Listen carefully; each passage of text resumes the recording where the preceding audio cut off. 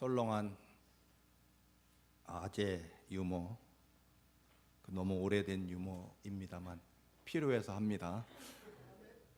69번 시내버스가 큰 사고로 버스에 탄 모든 승객이 죽었습니다. 그 죽은 사람 가운데 여러 사람이 억울한데 그 중에 가장 억울한 사람을 살펴보았습니다. 1, 2, 3위가 있지만 1위 누굴까요?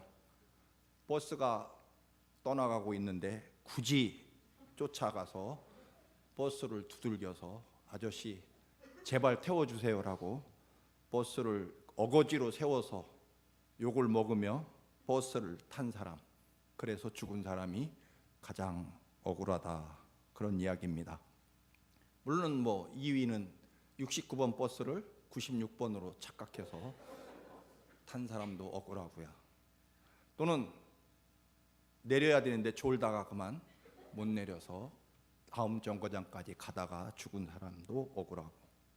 여러분, 서두르지 마시기 바랍니다. 지나간 버스 쫓아가서 두드려 탄다고 해서 자랑스럽고 오늘 드디어 내가 해냈다, 그 길이 때로는 죽음의 길일 수 있다라고 하는 것입니다. 특별히 뉴욕에 사는 우리에게 잘 알려진 유명한 간증이 있습니다. 세계무역센터 협의 부총재이며 워싱턴 DC 성광교회 장로님이신 이희돈 장로님 이야기를 들으신 적이 있을 것입니다. 맨해튼 월드 트레이드 센터 회의에 참석하려고 워싱턴 DC에서 아침 비행기를 탔습니다. 그런데 이 비행기가 1시간이나 딜레이 되는 바람에 회의에 늦게 생겼습니다.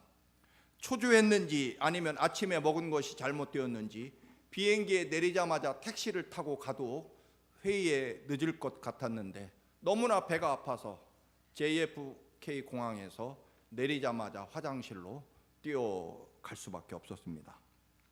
그렇게 늦은 시간에 월드 트레이드 센터에 도착해 보니 막 알카에다 테러리스트에 의해서 납치된 비행기가 월드 트레이드 센터에 충돌해서 그 무역센터가 무너지기 시작하는 광경을 보았다는 것입니다. 예정대로 비행기가 도착했으면, 그리고 숨가쁘게 뛰어가서 정말 떠나는 비행기를 붙잡아 타서 무사히 월드 트레이드 센터에 도착했다면 아마 그분은 분명코 무역센터와 함께 사라졌을 것이라는 것입니다. 왜냐하면 그 회의실이 바로 비행기가 충돌한 층과 같았기 때문입니다. 신앙적으로 광야, 사막은 대단히 중요한 의미가 있는 장소입니다. 그래서 우리는 광야를 문학적인 표현으로 그냥 광야 사막이 아니라 광야 학교다 혹은 광야 교회다라는 이름으로 종종 부르기도 합니다. 맞는 말입니다. 저도 많은 곳을 다녀보지는 못했지만 아시는 대로 몇 년 전에 이스라엘 성지순례를 한 적이 있습니다. 다윗 왕이 사울 왕에게 도망을 쳐서 생활했던, 그리고 예수님이 공생의 활동을 하시기 전에 40일간 금식했던 그런 유다 광야를 가봤습니다. 그리고 그 옆에 바로 사해 바다가 있습니다. 여러분, 이 유다 광야 그리고 사해, 생명은 찾아볼 수 없었고 기온은 126도, 섭씨로 52도를 가리키는 것을 제가 직접 목격해서 정말 사진까지 찍어 놓은 적이 있습니다. 그 사해바다 유다 광야가요, 한여름에 52도, 126도까지 올라가는 끔찍한 무더위. 그래서 같이 갔던 그 여행객들이 아무도 버스에 나오지, 그곳이 아무리 사해일지라도 버스에서 아무도 나오지 않았습니다. 버스 안에는 시원한 워러워러가 가득해 있었지만 누구도 그 어마어마한 뜨거운 낮에 버스 밖으로 나오려고 하지 않을 만큼, 그렇게 정말 죽을 만큼 더웠다라고 하는 것입니다. 그때 말씀드린 대로 제가 회개하고 뉘우친 것이 하나 있습니다. 설교할 때마다 이스라엘 백성은 광야 사막에서 하나님이 그렇게 먹이시고 입히시는데도 끝없이 원망하고 불평했다, 참 믿음 없는 백성들이다라고 아주 쉽게 설교를 했던 것을 정말 회개했던 적이 있습니다. 그 이스라엘 백성들이 믿음이 없었기 때문이라기보다는 어떤 경우에는 정말 단 하루도 견딜 수 없었던 그런 끔찍스러운 무더위와 메마름이었습니다. 더군다나 40년 동안 텐트에서 그 모진 바람과 목마름과 굶주림, 그리고 맹수들, 적군들의 습격이 있었고, 낮에는 금세라도 타 죽을 만큼 뜨거운 태양과 밤에는 반대로 얼어 죽을 것만큼 그렇게 추웠기 때문입니다. 이토록 위험하고 피곤하고 무섭고 두려운 광야를 40년간 그들이 살아가면서 정말 그들도 때로는 지치고 암담하고 절망했을 것 같다. 우리는 겨우 1시간도 버스 밖으로 나가기가 싫었고, 버스 안에는 엄청난 물들이 가득 있었지만 그 정도로 덥고 견디기 어려운 이 무시무시한 광야 사막, 과연 이스라엘 사람들이 믿음이 정말 없었기 때문이었을까? 그렇지 않을 것이라는 생각을 하지 않을 수 없을 만큼 그렇게 무시무시한 고통의 땅이 바로 광야 사막이었다라고 하는 것입니다. 400년 동안 이집트에서 노예 생활하던 이스라엘이 하나님의 특별한 기적과 은혜로 해방되어 출애굽을 하게 됩니다. 하나님이 이스라엘을 해방시키려고 이집트에 퍼부은 10가지 재앙은 우리가 잘 알고 있습니다. 그런데 그렇게 이스라엘을 구해내신 하나님께서 참으로 이상한 길로 이스라엘을 인도하십니다. 보통 상식으로 하면 원래는 이 이집트에서 이 가나안 땅까지 갈 때 이 바로 이 지중해 바다 옆에 해변, 아주 편안하고 좋은 길, 그리고 이 시대 전 세계와 이집트를 연결하는 국제 고속도로, 그야말로 인터내셔널 하이웨이가 이 지중해 바다 옆으로 아주 잘 되어 있었습니다. 그래서 이집트에서 바로 이 해변길로 가서 가나안까지 가면 아무리 늦어도 2주일이면 되는 길을 하나님께서 보다시피 굳이 홍해바다를 건너서 이 메마른 광야 시나이 사막을 건너서 이렇게 온갖 길을 방황하면서 결국 40년 만에 가나안 땅에 들어가게 하는 그런 길로 하나님이 인도하십니다. 앞에는 홍해바다고 뒤에는 이집트 군대가 바로 황제의 명을 받아서 막강한 전차 부대가 이집트 군대가 이스라엘의 뒤를 추격해오고 있었습니다.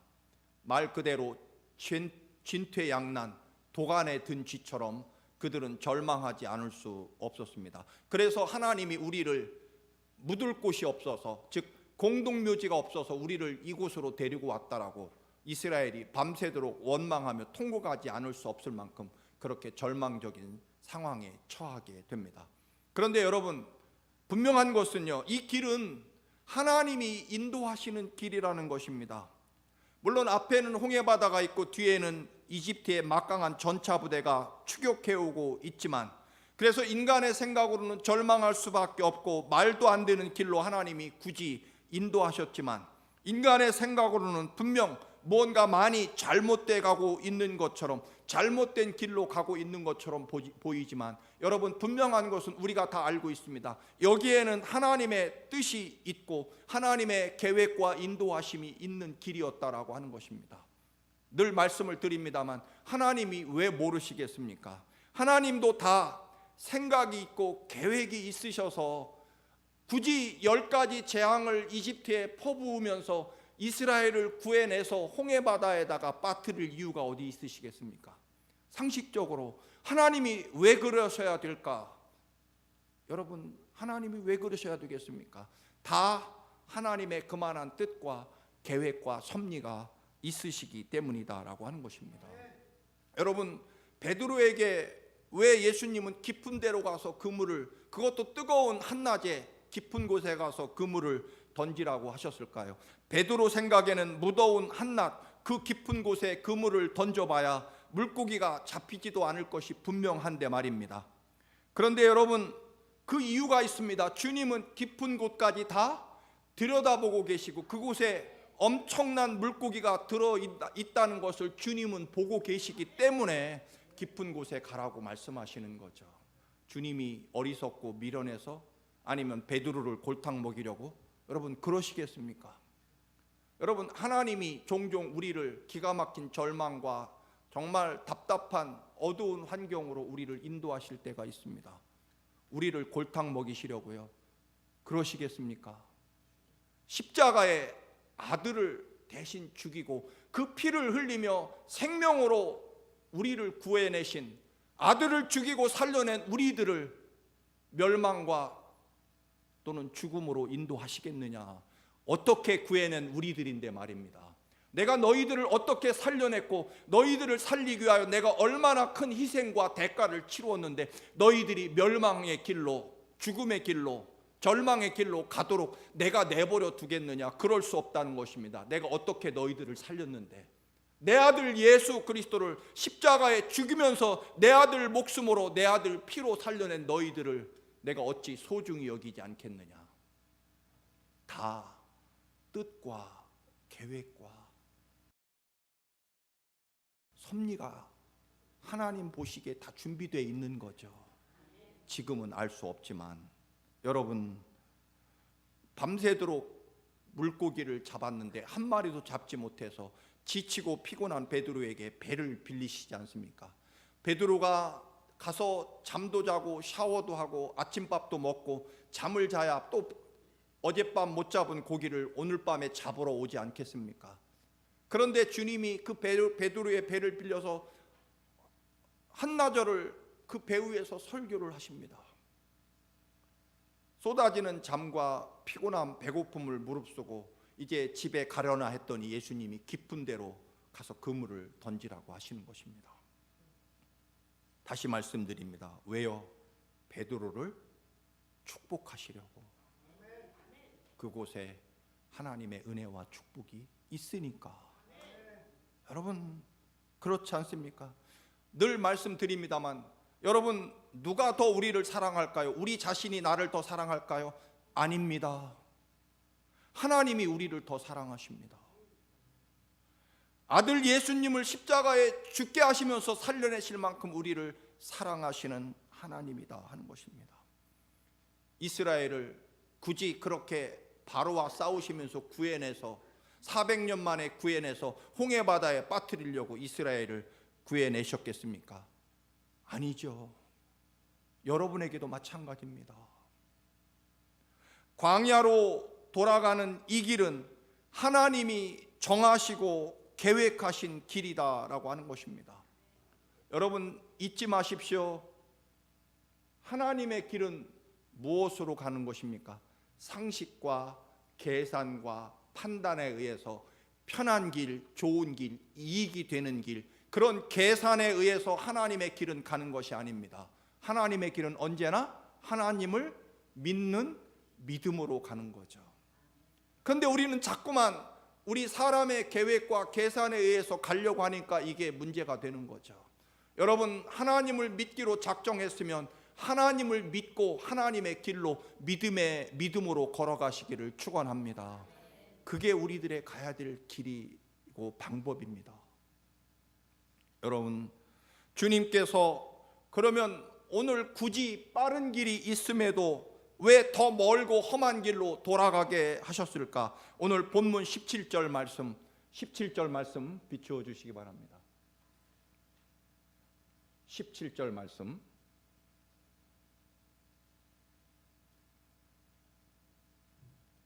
바로가 백성을 내보낸 후에 블레셋 사람의 땅의 길은 가까울지라도, 아까 지중해 옆길은 가까울지라도 하나님이 그들을 그 길로 인도하지 않으셨다. 하나님이 계획과 하나님의 뜻과 하나님의 인도하심 속에 가까운 길로 가지 않고 멀리 돌아가게 하셨다.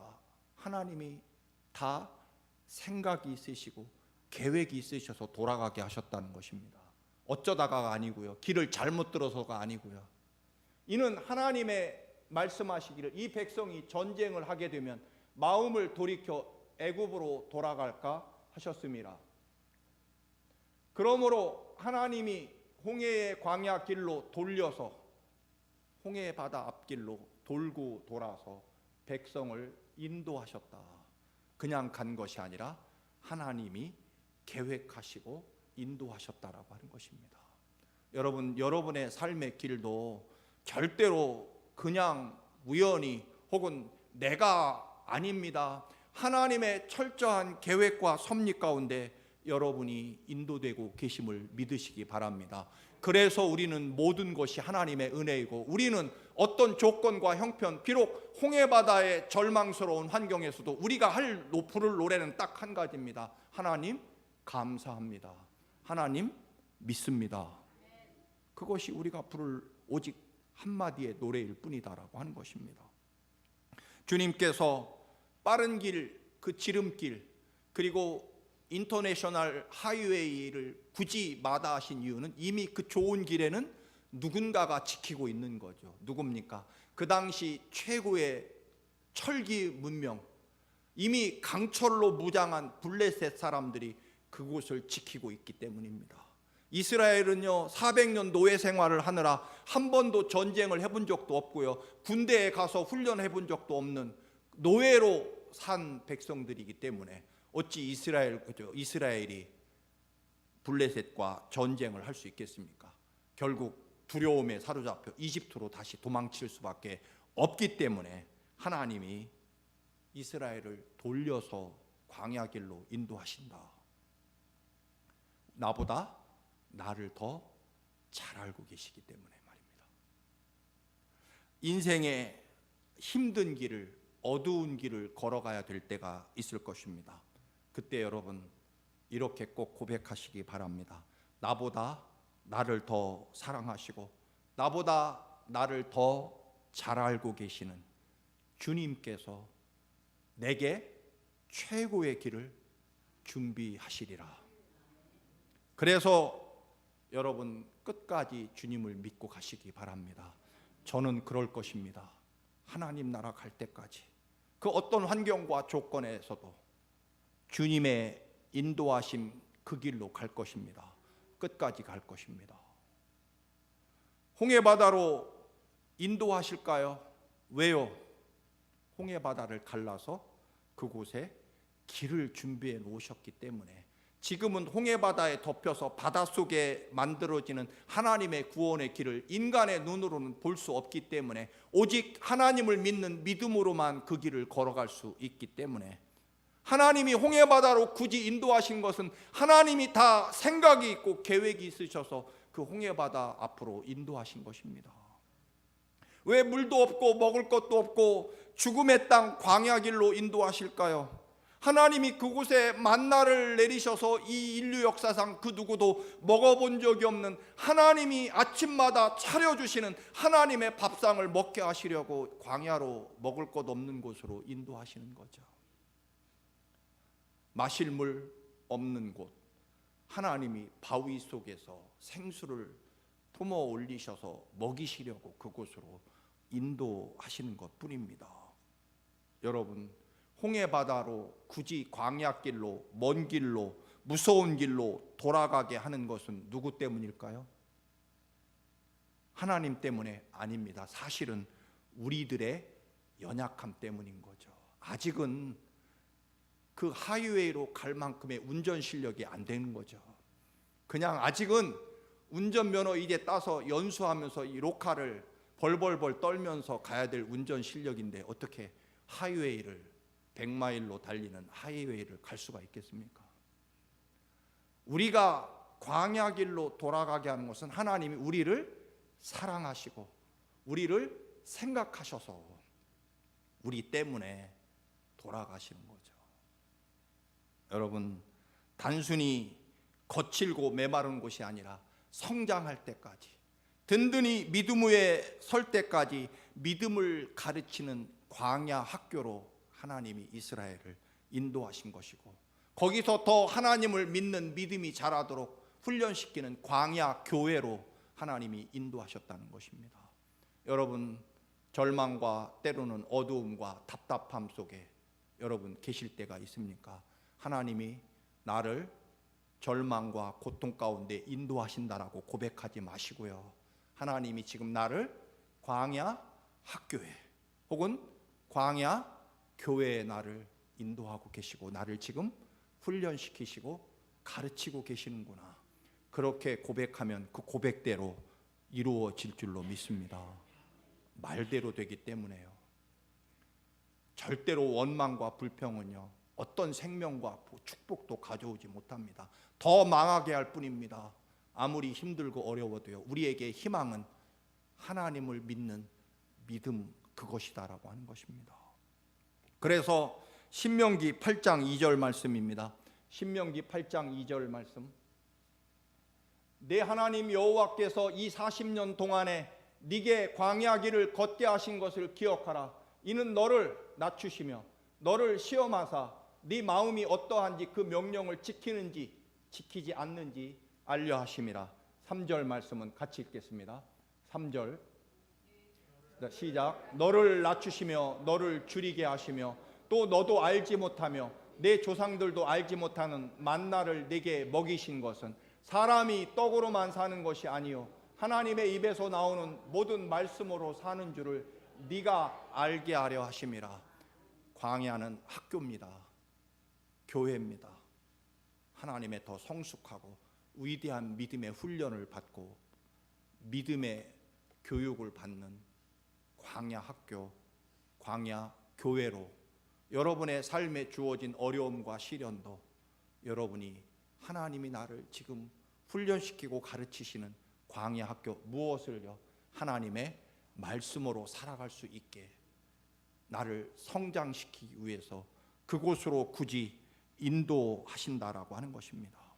그렇게 고백하면서 하나님이 이스라엘을 이끄시는 대로 이스라엘이, 모세는 그것에 순종해서 구름 기둥과 불 기둥을 따라 움직여 갑니다. 서라면 서고요, 가라면 갑니다. 가기 싫은데요? 아닙니다. 멈추고 싶지 않은데요? 아닙니다. 가라면 가고 서라면 섭니다.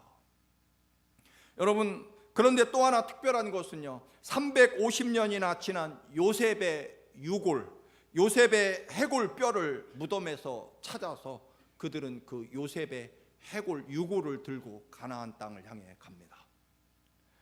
그 이유는 요셉이 350년 전에 죽기 전에 후손들에게 유언을 합니다. 하나님이 반드시 우리를 찾아오시리니 나는 죽어서라도 내 뼈라도 하나님이 약속하신 땅에 반드시 가야 된다.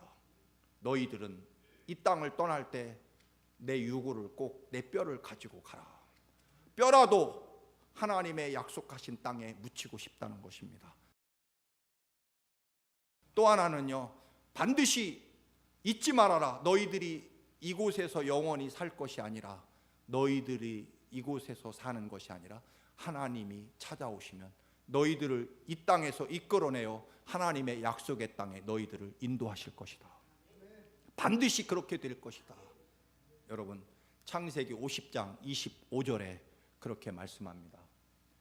창세기 50장 25절, 요셉이 또 이스라엘 자손에게 맹세시켜 이르기를 하나님이 반드시 당신들을 돌보시리니 당신들은 여기서 내 해골을 메고 올라가겠다라고 하라. 맹세하라.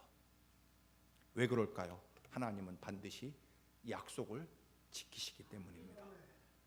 그런데 우리는 요셉의 저 뼈보다도 비교조차 할 수 없는 약속이 우리에게 주어져 있지 않습니까? 무엇으로 증명한? 예수님의 피로, 예수님이 목숨 걸고 맹세한 영원한 하나님 나라 영생이 우리에게 약속되어 있습니다.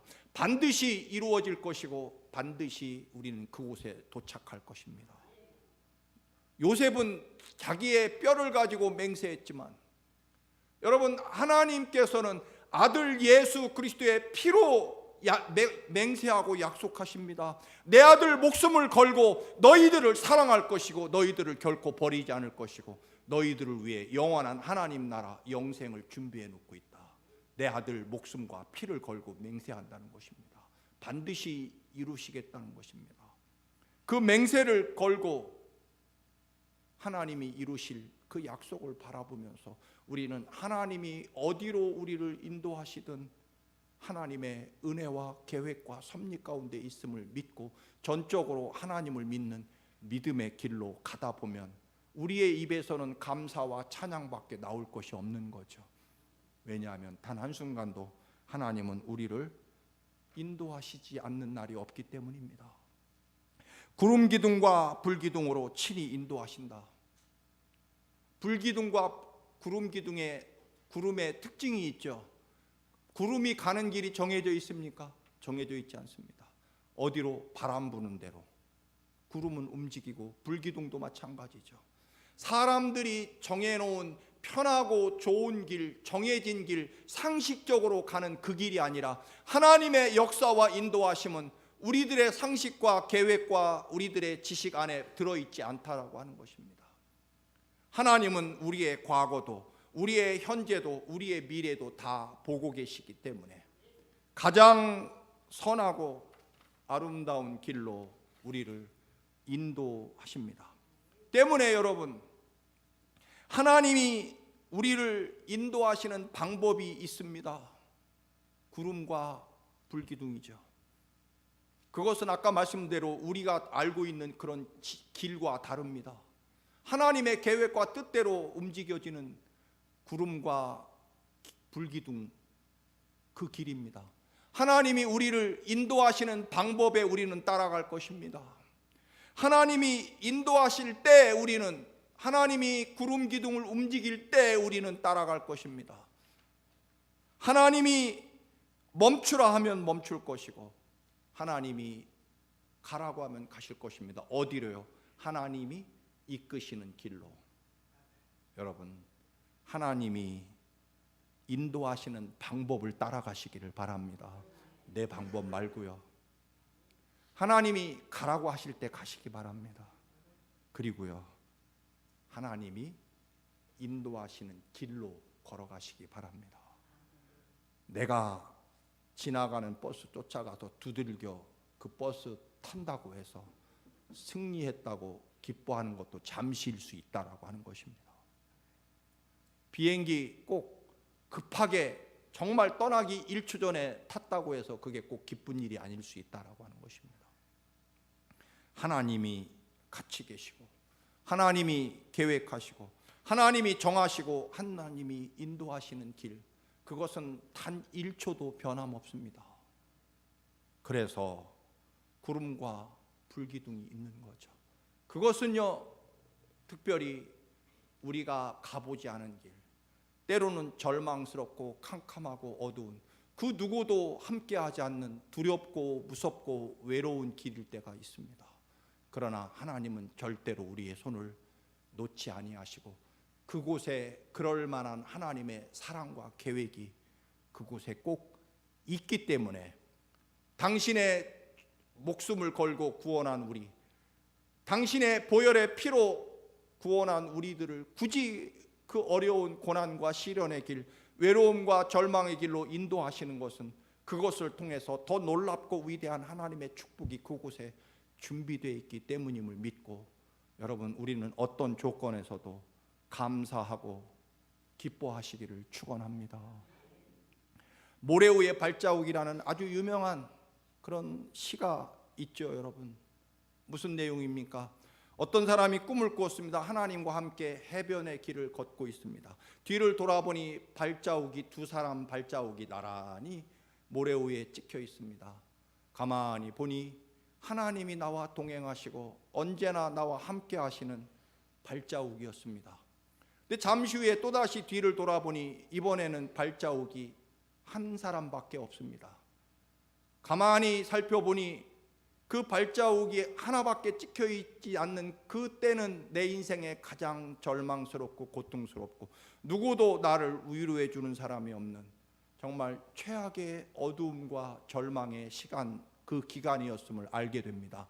그래서 이 사람은 주님에게 원망을 하죠. 주님, 제가 가장 힘들고 고통스럽고 어려울 때 주님은 어디 계셨습니까?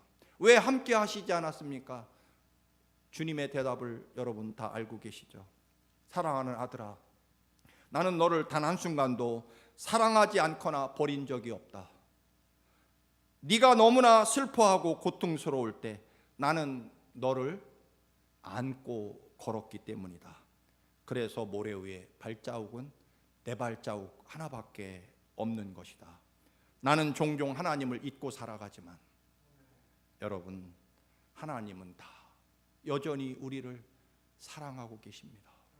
단 한 번도 우리를 잊어본 적이 없고 하나님의 계획과 섭리 속에 우리 자식들은 우리 엄마 아빠가 얼마나 자기를 사랑하는지 모르지만 여러분, 자식들도 마찬가지입니다. 자기들이 자기를 더 사랑하는 것처럼 생각하지만 세상에 그 어떤 부모도 자식보다 부모가 자식을 더 사랑하는 것입니다. 여러분, 우리 로마서 8장 28절과 디모데전서 4장 4절을 다시 한번 고백합니다. 같이 읽습니다. 시작. 우리가 알거니와 하나님을 사랑하는 자 곧 그의 뜻대로 부르심을 입은 자들에게는 모든 것이 합력하여 선을 이루느니라. 아멘. 디모데전서 4장 4절과 5절. 하나님께서 지으신 모든 것이 선함에 감사함으로 받으면 버릴 것이 없나니 하나님의 말씀과 기도로 거룩하여 지민이라. 아멘. LA에 교육을 갔다가 제가 원래 이 음악의 흐름과는 거리가 늘 있는 사람이라서 무슨 유행을 하는지 잘 몰랐습니다만 예배 시간에 그 소리엘이라는 중창단 목사님이 부르는 찬송이 너무나 은혜가 돼서 이게 무슨 찬송인지 하고 찾아봤더니 광야를 지나며라는 찬송입니다. 아마 세상의 광야에 대한 노래와 해석은 그 어떤 설교보다 뛰어난 그런 해석과 의미를 담고 있는 찬양이라서 여러분에게 들려주고, 왜 우리를 광야로 지나가게 하셨을까 함께 들으면서 설교를 마치겠습니다.